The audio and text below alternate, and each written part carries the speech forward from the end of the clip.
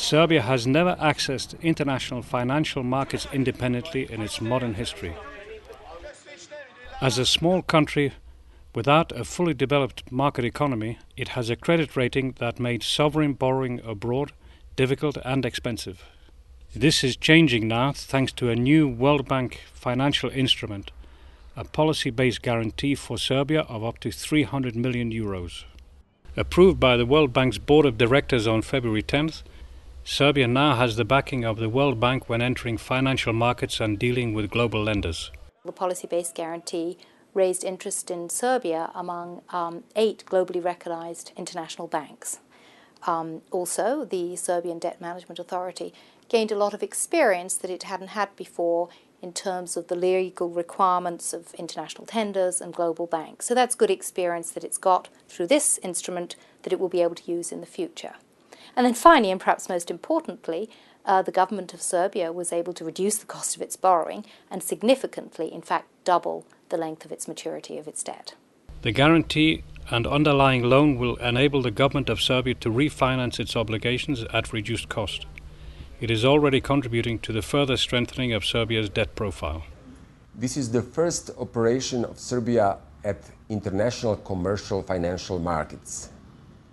This operation improves Serbia's credibility at the international market, and we have been already approached by other partners to do similar operation, and we can say 5 months ago none of them would have been interested in such operation. Apart from putting Serbia on the radar screens of global banks, this operation makes the country's private sector stronger, its banks more resilient to crisis, and improves insurance and capital markets. The reforms that are supported by this operation have 3 objectives. First, improving the business environment. Second, strengthening the financial discipline of state and socially owned enterprises. And third, making sure that the financial sector is stable and efficient. Maybe just to give you some example of the concrete reforms that have been undertaken.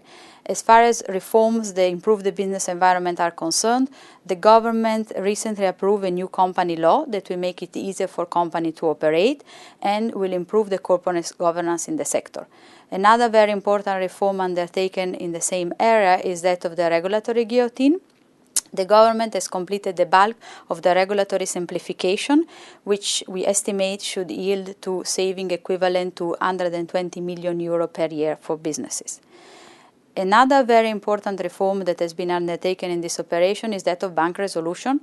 In December last year, the Parliament approved a very comprehensive reform of the way that banks can be closed and can be restructured. And this legal amendment makes it easier for the Serbian government and the central bank to close banks faster, cheaper, but still protecting depositor. While making life easier and cheaper for the private sector and more stable for the financial sector, this policy-based guarantee brings more sophistication and work for the Serbian debt management team. The screens in their trading room will be flickering more often.